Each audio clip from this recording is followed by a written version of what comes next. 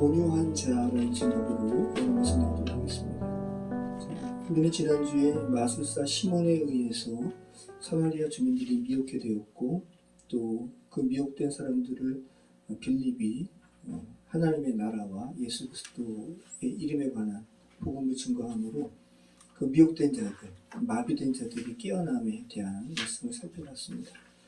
성경은 죄로 인해서 죽은 자를 살리는 이야기고, 또 민수기의 말씀으로는 불뱀에 물려서 그죠? 죽어가는 이들을 노뱀, 노은 죄로 인한 처벌을 의미합니다.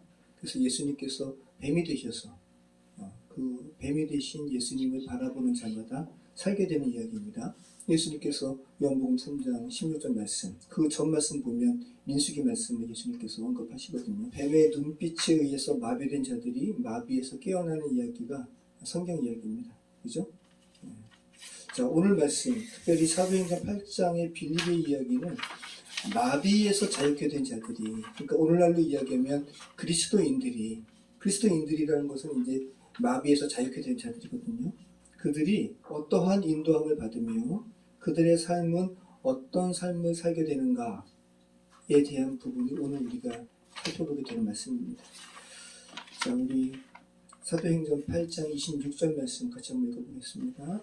주의 사자가 빌립에게 말하여 이르되 일어나서 남쪽으로 향하여 예루살렘에서 가사로 내려가는 길까지 가라 하니 그 길은 광야라. 자, 오늘 본문 한번 가만히 보세요.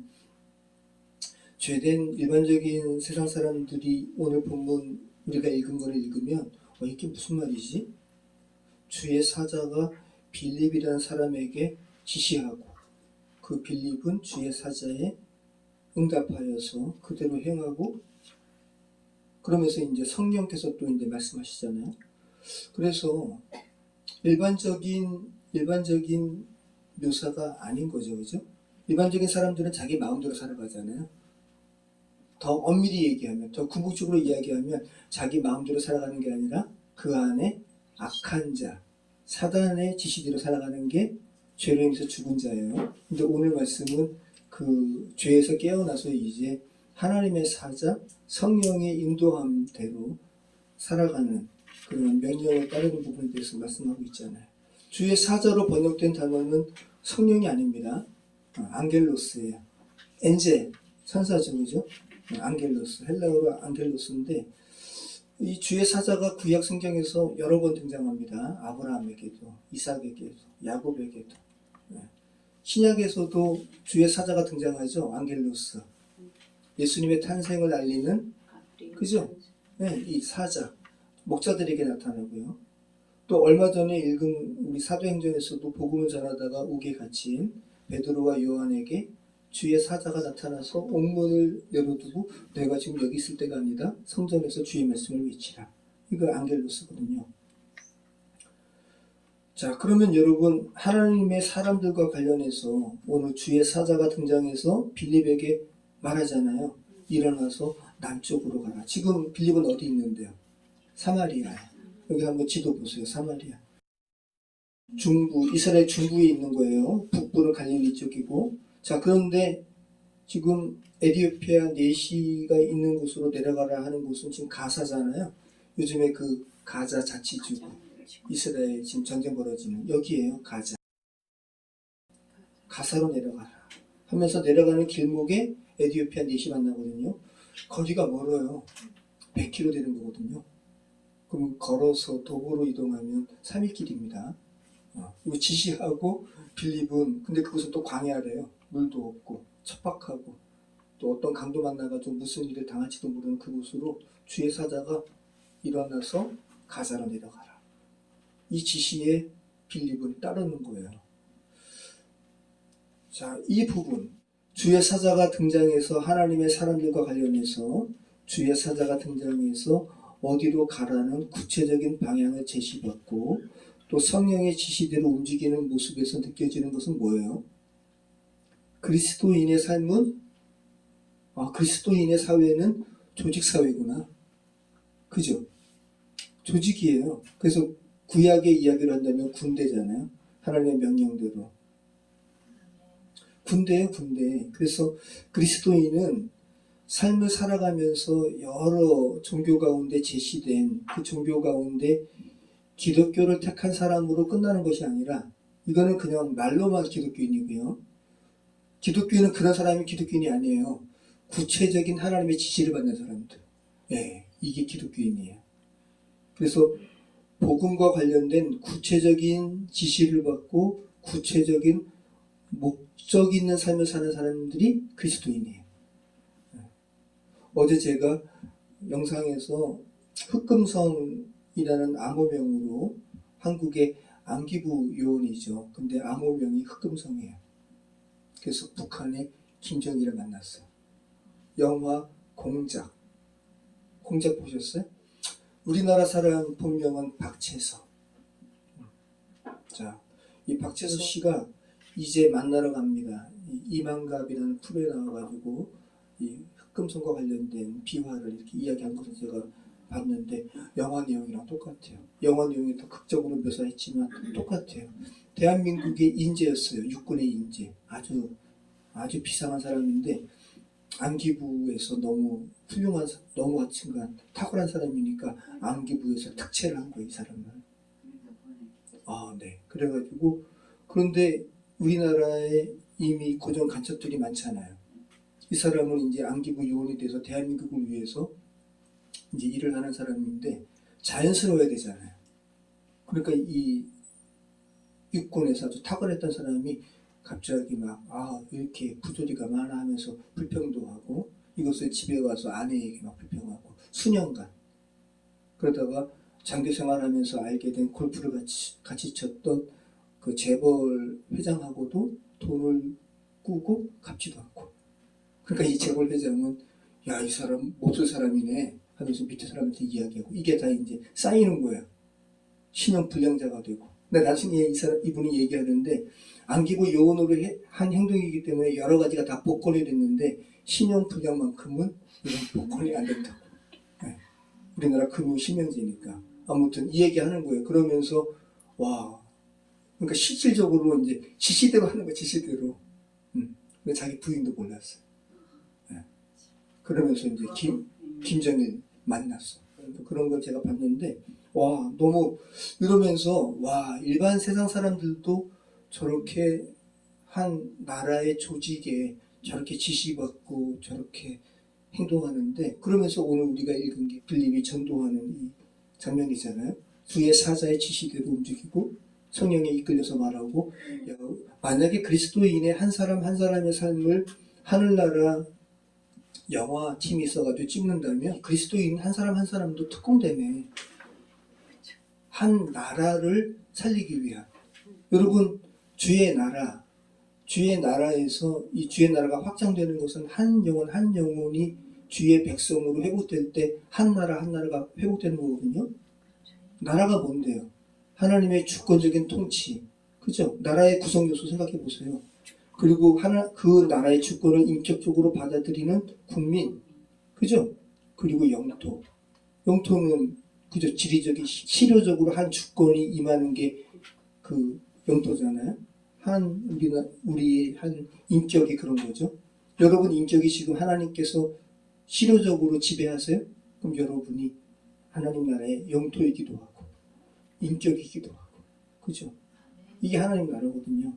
그러면 지금 우연히 전순아 집사님께서 이제 주임님으로 이제 인식되었던 집사님께서 우리 조순호 성도님께 이런 말씀을 하신 것이 조순호 성도님이라는 나라를 회복시키시는 하나님의 어떤 그 영화라면 치밀하게 성령의 인도하심을 받은 거죠. 지시대로 한 거죠. 그리고 반응하신 거죠. 이런 걸 생각해 보시기 바라요. 그러니까 우리가 하나님의 말씀을 듣고 하나님의 나라로 회복되는 것은 이거는 보통 일이 아니라.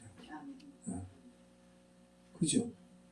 우리 김하숙 권사님, 그죠? 한지희 자매, 또 순덕 형제 통해서 미래교회 가시고 복음 듣고 그리고 또 강북 지방의 총회 선교 회장님도 되시고 이런 것이 그냥 우연이 아니고 성령이 인도하시고 그걸 생각해 보시기 바라요. 참 흥미롭잖아요. 사도행전 전체가 그래요. 다 성령의 지시대로 움직이는 겁니다. 우리 한번 26절 다시 한번 읽어볼까요? 주의 사자가 빌립에게 말하이르되 일어나서 남쪽으로 향하여 예루살렘에서 가사로 내려가는 길까지 가라니 그 길은 광야라. 네, 이 가자 지구. 여기가 이제 가사로 되어 있지만 가자 지구죠.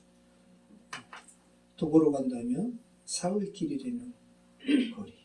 성령님을 의지하는 것 외에는 어떤 도움도 받을 수 없는 곳. 자, 이 가자, 아스돗, 아스글론, 갓, 에그론. 여기 지금 아스돗 나오잖아요. 아소도. 이 아소도가 구약의 아스돗이에요. 다곤 신상에 목이 부러졌던 곳. 자, 이 5도시가 블레셋의 중심 도시였습니다. 하나님의 섭리 가운데 지금 빌립이 이 블레셋의 도시에서 지금 복음을 증거하는 것. 자, 그러면서 27절 말씀 같이 28절까지 읽겠습니다. 일어나 가서 보니 에디오피아 사람 곧 에디오피아 여왕 간다게의 모든 군부를 맡은 관리인 네시가 예배하러 예루살렘에 왔다가 돌아가는데 수레를 타고 선지자 이사야의 글을 읽더라. 네, 그러면서 뭐 얼마나 걸렸는지는 얘기 안 하고 빌립이 순종해서 이제 가사로 내려가는 길에 어떤 사람을 만납니다. 어떤 행렬이죠. 에디오피아 여왕 간다게. 여왕의 이름이 간다게가 아니라 이 에디오피아의 왕의 호칭이 간다게라는 거예요. 네. 이집트의 왕의 호칭은 바로잖아요. 그죠?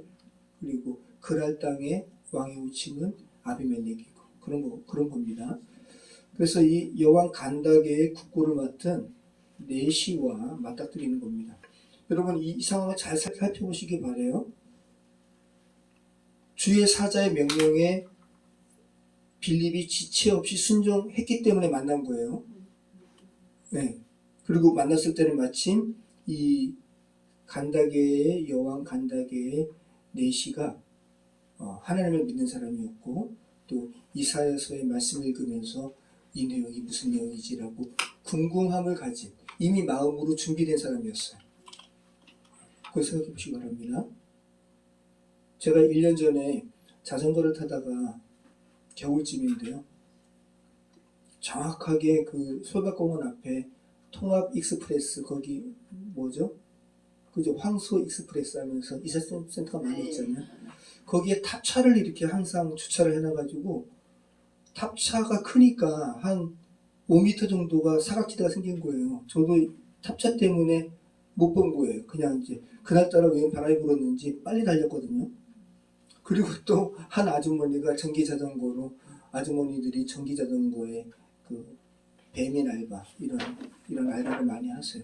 한 아주머니도 하이바 쓰고 전속력으로 내려오다가 정확하게 90도로 부딪혔네요. 야, 그래가지고 제 자전거 핸들이 휘었어요. 이렇게 그 정도로. 와, 근데 이제 제 자전거는 그 보험 처리도 안 되거든요. 근데 그분도 또 이제 자전거를 하다가 그거 한 거니까 그분도 저보고 괜찮냐고 그러고 저도 그분한테 괜찮냐고 그러고 서로가 괜찮다고 그러면서 저도 근데 아주머니인 거 알고 마음이 짠하더라고요. 그래서 아주머니 조심하세요 하면서 이렇게 서로가 이제 그냥 이렇게 갔는데 야, 제가 만약에 30초라도 늦게 갔으면 안 부딪혔잖아요. 이게 부딪힌 건 순간이니까 5초라도 제가 빨리 가거나 5초라도 늦었으면 안 부딪혔잖아요. 그럼 제가 그 생각이 드는 거예요. 야, 이 지구상에 그걸 떠나서 이 한국 땅에 밤에 이 시간에 자전거로 90도로 이렇게 부딪힐 확률이 얼마나 될까? 그죠? 자, 이런 부분을 떠나서 여러분은 이제 그리스도인으로서 한 사람 만나가지고 그대로 있으면 죽을 운명에 처한 사람인데 한 사람 만나서 그 사람에게 복음을 듣게 되고 하나님의 나라로 회복되는 것은 이거는 하나님의 정말 주관적인 섭리가 아니면 이루어질 수 없는 거라는 거예요. 그걸 제가 지금 말씀드리는 거예요. 그렇잖아요. 지금 아무도 없는 광야길에서 빌립이 진짜 일반 사람 같았으면 말도 안 돼. 무슨 주의 천사가 너한테 그런 말 시킨다고 또 광야로 가니? 그죠? 빌립은 가는 거 아니에요? 근데 갔는데 마침 그 순간에 이디오피아 네시가 이렇게 내려오고 또 마침 이 사람이 이사야서 말씀을 읽고 있었는데 이 말씀이 뜻하는 이 사람은 누구인가라는 궁금함을 가진 사람이었고, 그죠? 그리고 말씀을 전했더니 결과적으로 받아들이고 세례까지 받게 되는. 그래서 이디오피아 국가가 기독교 국가가 되는. 이것은 하나님의 굉장한, 그죠? 레이다 같이 미리 하나님은 보시는 거 아니에요. 미리 보시면서 바둑 두듯이 장기 두듯이 야 이렇게 내려올 거야. 그죠? 흑금성의 그 박채서 공자고처럼 기독교인 중에 한 사람한테 야 너 절로 가. 그죠? 만나서 복전해. 우연이 아니라는 거.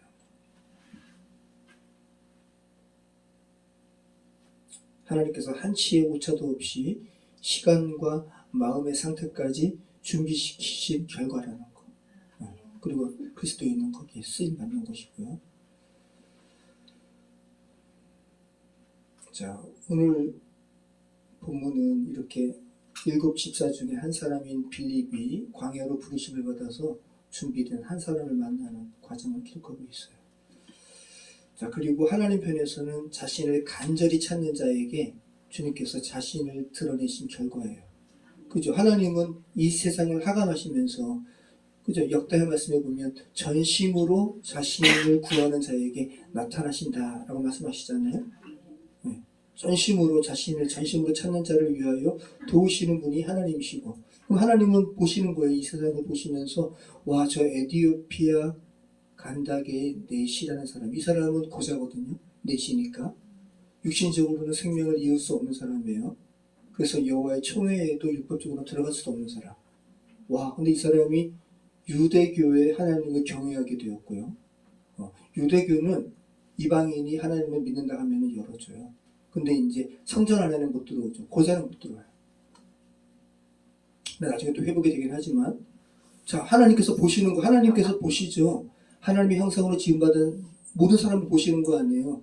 와, 근데 그 죄로 인해서 죽은 마비된 사람 중에서 어떤 사람이 와, 여호와 하나님을 찾네. 그런데 한계가 있네요. 구약의 율법에 갇혀 있는 예수님이 누군지 모르는. 그래서 예수님이 누군지 이사야에서 말씀하신 53장에서 말씀하시는 고난당하는 종이 누구인지 궁금함을 가지고 있네. 와, 내가 알려줘야겠다 하면서 직접 그 사람한테 말씀하시는 것이 아니라 하나님은 사람을 통해서 말씀하시잖아요. 사람을 통해 사용하세요. 빌립을, 그죠? 사울에게는 아나니아를 통해서 말씀하시고, 야, 너 절로 가라. 이런 부분 생각해 보시기 바라요. 이 빌립은 또 어떤 사람이었어요? 죄 가운데 죽어있던 사람이었어요. 그 전에는. 죄로 인해 죽었던 이 사람이 하나님의 사람으로 회복된 다음에 하나님께 쓰임받는 거예요.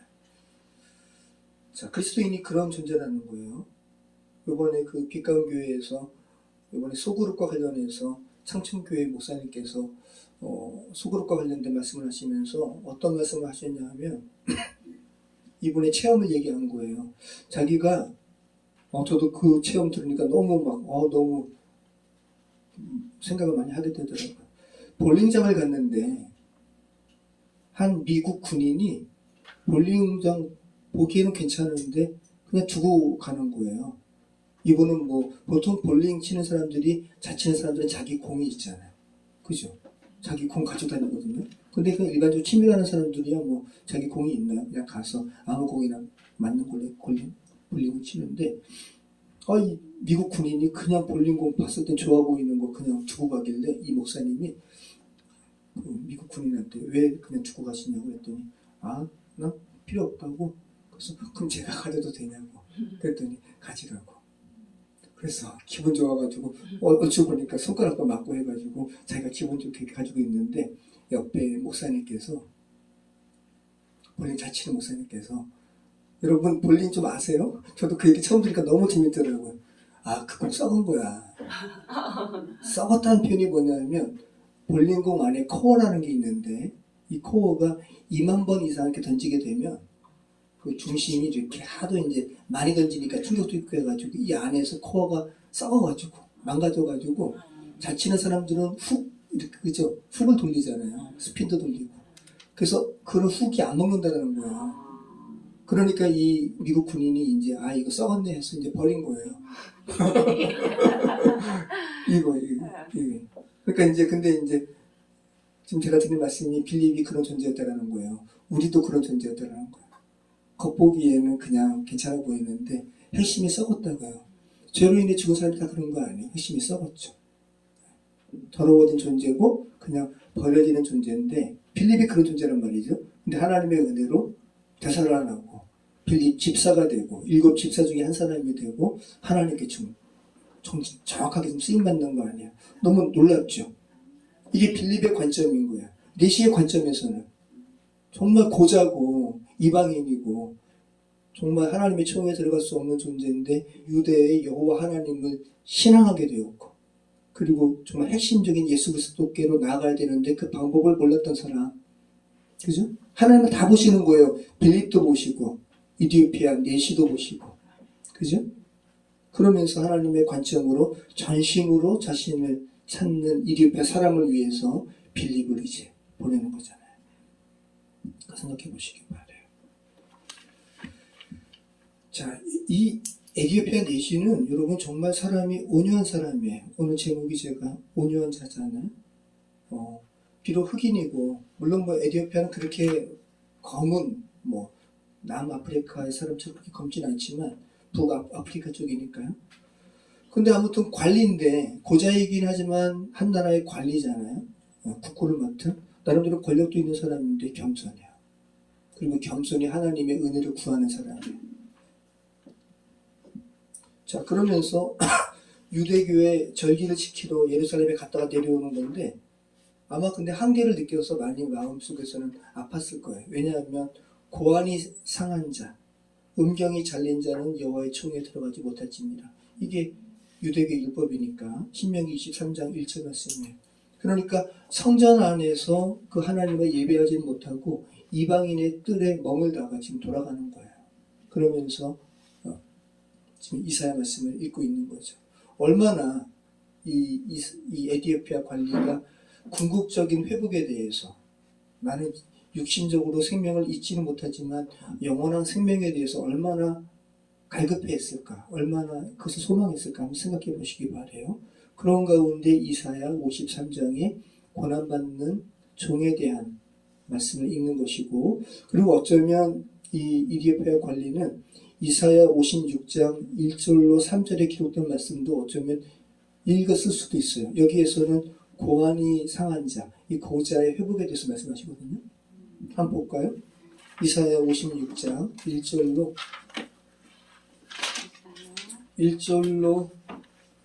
한번 보시죠. 뭐. 3절까지만 읽어보시죠. 1절로 3절. 이사야 56장 1절로 3절 같이 한번 읽어보겠습니다. 여호와께서 이와 같이 말씀하시기를 너희는 정의를 지키며 의를 행하라 하고 나의 공의가 나타날 것임이라 하셨도다. 안식일을 지켜 더럽히지 아니하며 그의 손을 금하여 모든 악을 행하지 아니하여야 하나니 이와 같이 하는 사람 이와 같이 굳게 잡는 사람은 복이 있느니라. 여호와께 연합한 이방인은 말하기를 여호와께서 나를 그의 백성 중에서 반드시 갈라내시라 하지 말며 고자도 말하기를 나는 마른 나무라 하지 말라. 그죠? 그러니까 지금 이 이디오피아 사람은 이방인의 뜻까지만 가고, 그죠? 유대교 율법에 의해서 갈라침을 받았는데 이 말씀에는 그거에 대한 역전이 있잖아요. 그죠? 얼마나 이 부분을 소망을 했을까요? 그리고 고자도 마른 나무라는 건 뭐예요? 생명을 전할 수 없는 나무. 고자가 그런 거 아니에요? 그런데 이제 마른 나무라 하지 말며 라고 하면서 궁극적인 생명의 이어짐에 대한 회복의 말씀을 이 이디오피아 내시는 굉장히 이런 부분에 대해서 깊게 읽으면서 이런 회복이 있게 해 주시옵소서. 간절함 가운데 아마 읽었을 거예요. 그리고 당시에 성경 말씀은 소리내서 읽는 거거든요. 그러니까 이 에디오피아 내시가 수레 위에서 소리내서 이사야 53장을 읽고 있는 겁니다. 자, 29절 같이 한번 읽어보겠습니다. 30절까지 읽어보겠습니다. 성령이 빌립더러 이르시되 이 수레로 가까이 나아가라 하시거늘 빌립이 달려가서 선지자 이사야의 글 읽는 것을 듣고 말하되 있는 것을 깨닫느냐. 네. 자, 빌립이 주의 사자 앙겔로스의 명을 받고 사마리아에서 가자로 내려가는 길까지 이렇게 오는데, 와, 진짜 한 이디오피아 관리가 수레 타면서 이사야 말씀을 읽고 있는 거야. 이때 성경은 구약 히브리어 성경이 아니라 당시에는 헬라어로 쓰여졌어요. 셉투아진트로 이사야서 말씀을 읽고 있는 것을 이렇게 들으면서 이제 오고 있는 것을 목도한 거죠. 그때 성령께서 빌립에게 말씀하시는 거야.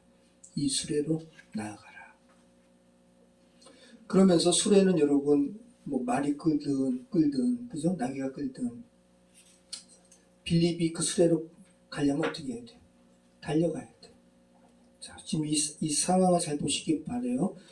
수레는 이제 말이 끄는 수레 이렇게 가는데 그 위에서 이사야 말씀을 읽고 있는데 빌립은 달려가면서 얘기하는 거예요. 밑에서 이보시라고는 안 했겠죠. 아무튼 아, 관리님 지금 당신이 읽고 있는 말씀 이해는 되세요? 라고 했지.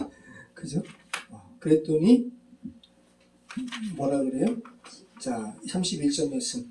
대답하되 지도해 주는 사람이 없으니 어찌 깨달을 수 있느냐 하고 빌립을 청하여 수레에 올라 같이 앉으라 하니라. 이 말씀 누가 알려줘야 되는데 알려주는 사람이 없는데 내가 어떻게 아냐. 당신이 알면 내 옆에 앉아서 좀 알려주시오라고 하면서 수레에 이제 같이 알려주는 거예요.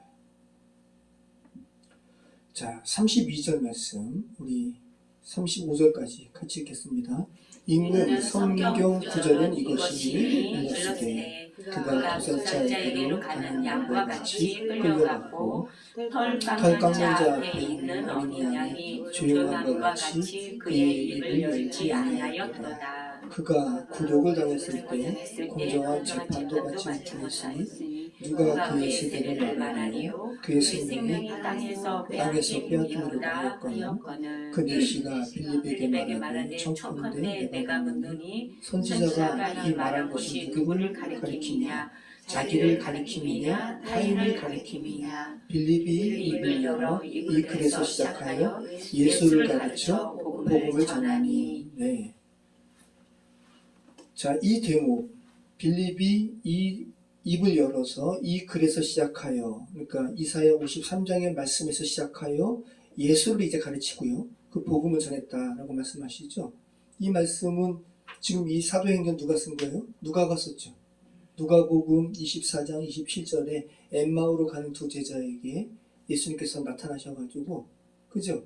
구약 성경을 어떻게 읽는지를 가르쳐 주셨어요. 한번 읽어보시죠. 누가복음 24장 27절. 이 말씀과 지금 똑같은 거예요. 예수님께서 구소서적으로 성경 읽는 방법을 엠마오로 가는 두 제자에게 가르쳐 준 것처럼 빌립도 똑같이 이 방법대로 에디오피아 내시에게 말씀을 가르쳐 준 거예요. 자, 같이 한번 읽어보겠습니다. 이에 모세와 모든 선지자의 글로 시작하여 모든 성경에 쓴 바 자기에 관한 것을 자세히 설명하십니다. 자기에 관한 것이 누구에 관한 것이에요? 예수님과 관련된 거. 그래서 지금 빌립 집사도 그죠? 입을 열어 이 글에서 시작하여 이 모세는 뭐예요? 율법서예요. 모든 선지자, 이사야서, 선지서를 이야기하는 거거든요. 그러니까 지금 빌립이 선지서의 글에서 시작하여 예수를 가르쳐 복음을 전했다. 그러니까 지금 누가복음 24장 27절 말씀과 지금 똑같은 그런 문장의 구성으로 누가가 지금 사도행전을 쓰고 있는 거죠. 우리가 지금 이렇게 5년 전에 66번에 걸쳐서 신구약 정권을 우리가 살펴봤습니다. 구소사적으로 성경 읽기. 자, 우리 이사야서 53장 말씀을 한번 읽어볼까요? 여러분이 한번 이디오피아 내시의 심정이 돼가지고 와, 이게 도대체 누구지? 이 고난당하는 종이 누구지? 라는 그 심정이 한번 돼보시기 바래요. 그리고 빌립을 통해서 예수님임을 알게 된 거예요. 이사야 53장 1절. 우리가 전한 것을 누가 믿었느냐? 여호와의 팔이 누구에게 나타났느냐? 그는 주 앞에서 자라나기를 연한 순 같고 마른 땅에서 나온 뿌리 같아서 고운 모양도 없고 풍채도 없은즉 우리가 보기에 흠모할 만한 아름다운 것이 없도다. 그는 멸시를 받아 사랑하는 이들에게 버림받았으며 강고를 많이 겪었으며 질고를 아는 자라. 마치 사람들이 그에게서 얼굴을 가린 것 같이 멸시를 당하였고 우리도 그를 귀히 여기지 않았도다. 이 부분은 십자가형에서 여러분 패션 오브 크라이스트를 보시면 알겠지만 너무 많이 맞으셔가지고 얼굴이 완전히 상하셨거든요. 그러니까 너무 상하면 사람들이 얼굴을 바라볼 수가 없어요. 좀 그런 부분인 거예요. 멸시를 다 고개를 이렇게 돌려버리는 거예요. 자, 근데 이러한 예수님의 매맞음이 왜 그런가? 자, 4절 말씀하시죠. 그는 실로 우리의 질고를 지고 우리의 슬픔을 당할 것을 우리는 생각하기를 그는 징벌을 받아 하나님께 맞으며 고난을 당한다 하였다. 그가 찔림은 우리의 허물 때문이요 그가 상함은 우리의 죄악 때문이다. 그가 징계를 받음으로 우리는 평화를 누리고 그가 채찍에 맞음으로 우리는 나음을 받았도다. 우리는 다 양 같아서 그를 대하여 각기 제 길로 갔거늘 여호와께서는 우리 모두의 죄악을 그에게 담당시키셨도다. 그가 곤욕을 당하여 괴로울 때에도 그의 입을 열지 아니하였으며 마치 도수장으로 끌려가는 어린 양과 털 깎는 자 앞에서 잠잠한 양같이 그의 입을 열지 아니하였도다. 그는 곤욕과 신문을 당하고 끌려갔으나 그 세대 중에 누가 생각하기를 그가 살아있는 자들의 땅에서 끊어지면 마땅히 형벌받을 내 백성의 허물 때문이라 하였으리요. 그는 강포를 행하지 아니하였고 그의 입에 거짓이 없었으나 그의 무덤이 악인들과 함께 있었으며 그가 죽은 후에 부자와 함께 있었도다. 예, 그가 죽은 후에 부자와 함께 있었도다. 예수님의 그 무덤이 당시 부자였어요. 또 사내들인 공회원 중에 한 명이었어요. 아리마대 요셉의 그 부자의 무덤에 예수님께서 계셨죠.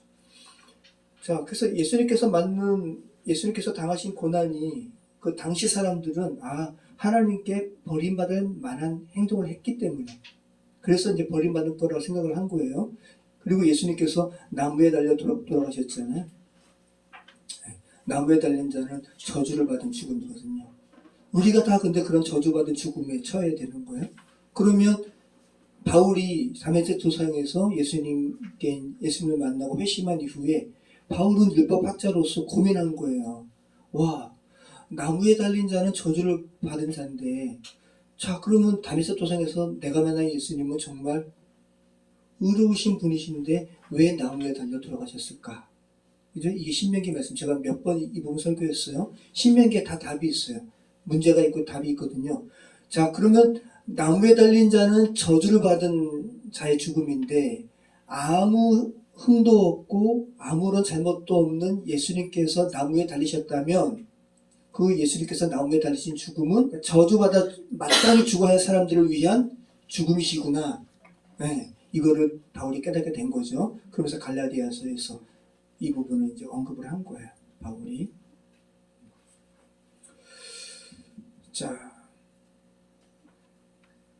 그러면서 지금 이제 빌립이 예수님께서 성경을 읽는 방법, 그래서 성경을 읽는 방식이 여러 가지가 있습니다. 그죠? 인물로 읽는 방법도 있고, 연대기적으로 읽는 방법도 있고, 근데 가장 중요하고 성경이 우리에게 제시된 이유에, 성경이 왜 우리에게 제시되었어요? 우리가 죽음에서 구원으로 회복시키기 위해서. 이게 성경이 우리에게 주어진 이유예요. 그래서 성경이 우리에게 주어진 이유에 가장 적합한 읽기 방식은 구속사적 읽기 방식이에요. 성경이 말하는 바 이 예언하는 자가 누구인가? 예수님에 관한. 그러니까 예수님이 어렸을 적부터 성경을 자신과 관련된 말씀으로 읽으셨다고요. 그리고 그 후에 엠마로 가는 제자들에게 가르쳐 주신 거죠. 구약부터 시작해서 율법서부터 시작해서 선지서에 이르기까지 성경이 말한 바 자기에 관한 것을 자세히 설명하시더라. 그래서 여러분도 성경 읽을 때 이 구속사적으로 읽는 방식을 계속 연구하시게 되면 여러분이 말씀으로 풍성해지고 또 그럴 때 성령께서 여러분을 빌립 14처럼 야, 저 사람한테 가가지고 예수님에 대해서 가르쳐줘. 그죠? 이런 지시를 받을 거 아니에요. 근데 여러분에게 준비가 안 되었으면 어떻게 성령께서 여러분을 사용하실 수가 있어요. 자, 그러면서 이제 수레에서 더 예수님에 대해서 이제 빌립이 가르친 모양이에요.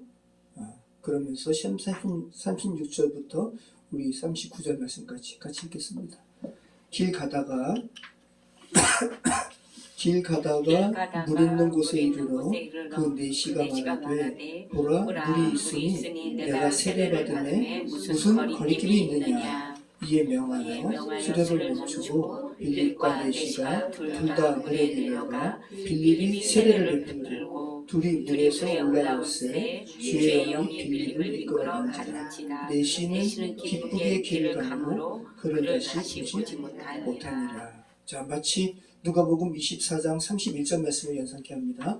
엠마로 가는 두 제자에게 예수님께서 성찬도 베푸시고요. 하루를 유하시면서 성경 말씀을 다 가르쳐 주셨어요. 그러면서 성경 말씀을 깨달으면서 그들이 눈이 밝아졌습니다. 그러면서 예수님이네 라고 알아볼 때 예수님께서는 이제 사라지신 거예요. 지금 똑같은 거죠. 둘이 물에서 올라오고 있어요. 주의 영이 빌립을 이끌어간지라. 이제 주의 영이 내시가 이제 구원받았잖아요. 예수님에 대해서 알게 되었어요. 그리고 주의 영이 이제 빌립을 이제 이동시키시는 겁니다. 그리고 참 놀랍죠? 이디오피아 내시가 어떻게 갔대요? 기쁘게 갔대요. 이게 복음의 결과예요. 자, 이제 내시는 여러분 육신적인 생명을 이을 수 없는 존재이기 때문에 기쁠 수가 없는 존재예요. 근데 이제 영원한 생명이 이제 주어졌잖아요. 기쁘게 가는 거예요. 이게 복음의 결과죠. 자, 빌립이 수레에서 이사야 53장에서 시작해서 예수가 그리스도이심과 하나님 나라를 이제 빌립이 내시게 가르쳐주고, 그런 가운데 마치 물이 있는 거예요.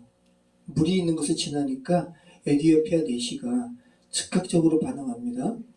자, 공개적인 믿음의 선포인 이 세례 행위를 나라 세례받고 싶다.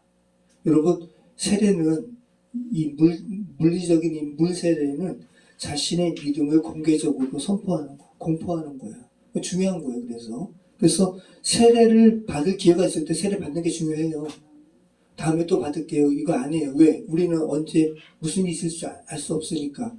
지금의 이 믿음의 고백이 훗날에서도 있을 거라는 그 장담을 하지 못해요. 그죠? 그래서 죽음을 앞둔 이들에게 왜 죽음의 이 엄습을 하게 되면 믿음도 잃고 하기 때문에 계속 이것을 상기시켜주는 게 중요하거든요. 근데 무슨 교만으로 좀 이따 세례 받을게요. 이거 아니란 말이죠. 그래서 이 감리교 목사 한 수가 서기 1년 과정 밟고, 그 다음에 준1, 준2 받은 다음에 안수 받거든요. 근데 선교사는 서기 1년 받은 다음에 준회원일 때 바로 안수 주고 선교사로 파송해요. 왜? 선교지에서는 세례 줄 수 있는 환경이 언제 있을지 모르니까 바로 세례 주도록 안수 주는 거거든요. 이런 부분이 군 선교, 군인 목회자도 마찬가지. 서리로 1년 하고 바로 안수 줘서 군대로 파송합니다. 복음을 들었으면 즉각적인 믿음의 고백의 회개를 해야 돼요. 우리 조순호 성도님 세례 받으셨나요? 네. 잘하셨어요. 굉장히 적극적이세요. 네, 잘하셨어요. 자, 그래서 오늘 우리가 읽은 에디오피아 내시의 모습이 어때요? 온유하죠. 되게 온유한 사람인 거예요. 나름 고위 관료라고 허세 부리거나 그러지 않았습니다. 근데 여러분, 빌립도 어때요? 온유하죠. 온유한 거예요. 사마리아에 있다가 갑자기 가사로 내려가라 할 때 완고하면 성령님 저 안 갈래요? 이럴 수 있잖아요. 근데 가는 거. 그죠? 자, 오늘 본문은 여러분 한마디로 온유함으로 가득 차 있는 본문이에요. 오늘 우리가 읽은 본문, 이 지리적으로 빌립이 에디오피아 내시에게 세례를 주는 이 장소가 어디냐 하면 창세기에서 그랄 땅이에요. 그랄 땅에서 어떠한 일이 벌어져요? 여러분 기억나시나요? 네. 그렇죠. 아브라함도 그랄 땅에서 아비멜렉에게 이집트에서 행했던 잘못을 그대로 되풀이했잖아요. 우리 부인이 아니라 나의 누이입니다. 그죠? 이삭도 똑같이 아빠 따라서 그렇게 잘못했다가, 그런데 특별하게 창세기 26장에는 이삭이 아주 놀라운 사람으로 등장해요. 하나님의 아들됨이라는 건 이런 거야.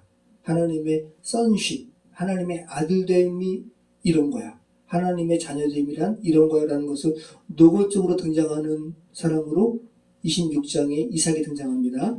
기억나시죠? 우물을 파는데 이삭은 파는 족족 물이 터져요. 근데 그랄 땅에 있는 사람들은 이 우물은 큰 재산이거든요. 자기가 파면 물이 안 나오니까 이삭이 파놓은 이 우물을 다 빼앗죠. 그래서 첫 번째 그랄 사람들이 빼앗은 우물을 이삭이 에색이라고 이름 줘요. 다툼의 우물. 아우 막 싸우는 거야. 아우 신형들이랑 다툼이라고 하면서 그냥 줘버리고 떠나요. 안 싸워요 이삭.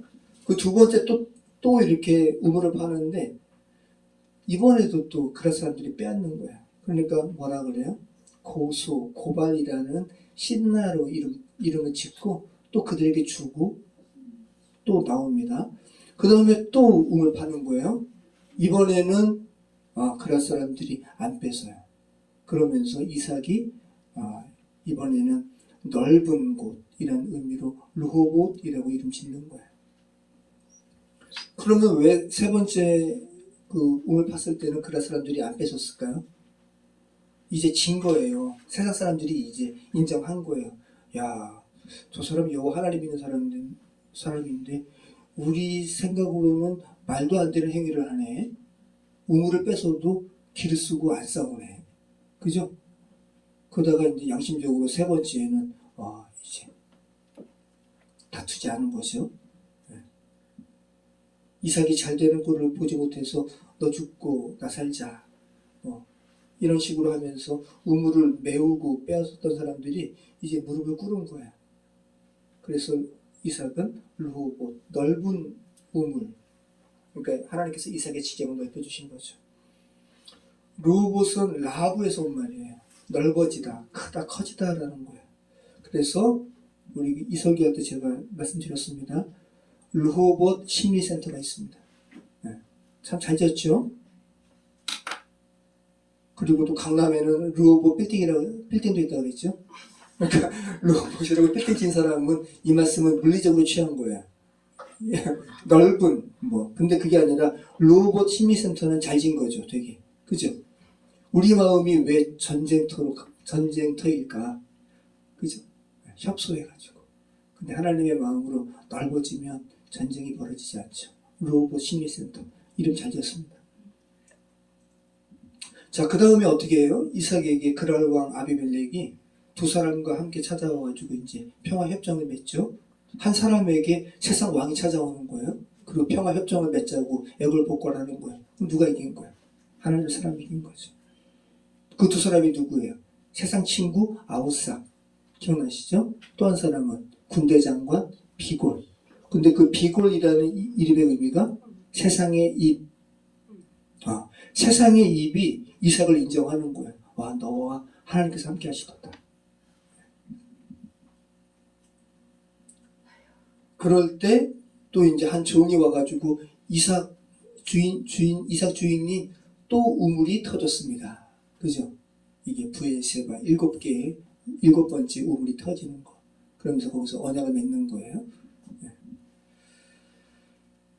자, 이곳입니다. 오늘 이디오피아 내시가 빌립에게 세례받은 그 복음을 듣고 세례받은 장소가 바로 하나님의 아들된 sonship이 온전히 드러난 하나님의 자녀의 온유함이 온전히 드러난 사건이 있는 장소예요.